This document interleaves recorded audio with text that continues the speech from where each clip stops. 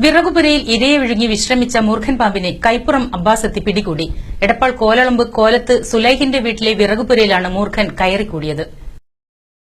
എടപ്പാൾ കോലളമ്പ് കോലത്ത് സലൈഹിന്റെ വീട്ടിലെ വിറകുപുരയിൽ നിന്നാണ് കഴിഞ്ഞ ഏതാനും ദിവസം മുൻപ് കയറിക്കൂടിയ മൂർഖനെ പിടികൂടിയത്.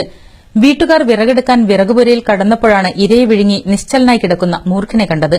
ഉടൻ തന്നെ വീട്ടുകാർ വിഷവൈദ്യൻ കൈപ്പുറം AT അബ്ബാസിനെ വിവരമറിയിച്ചു.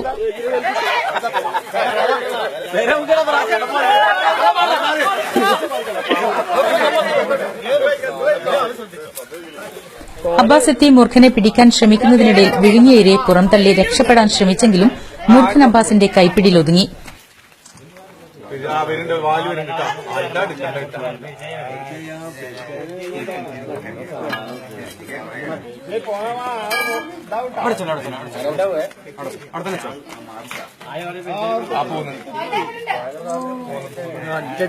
വലിയൊരു പെരിച്ചാഴിയെ വിഴുങ്ങിയതിനാലാണ് പാമ്പ് അനക്കമില്ലാതെ കിടന്നിരുന്നത്.